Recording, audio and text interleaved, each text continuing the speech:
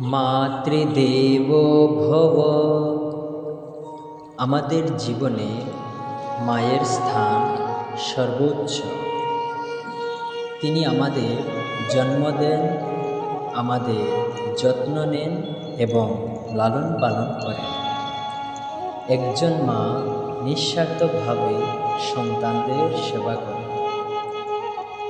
উনার স্নেহ অমৃতের মতো।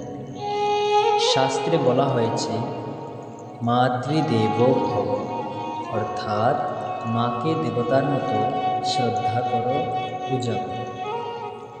এই মহান বাণী আমাদের শেখায় যে মা শুধু জন্মদাত্রী নন, তিনি প্রথম গুরু, প্রথম আশ্রয় ও নিঃস্বার্থ ভালোবাসার প্রতীক। মায়ের সেবা, সম্মান ও কৃতজ্ঞতা প্রকাশ করা মানব ধর্মের অন্যতম শ্রেষ্ঠ আদর্শ। যে গৃহে মাকে সম্মান করা হয়, সেখানে সুখ ও শান্তি বিরাজ করে।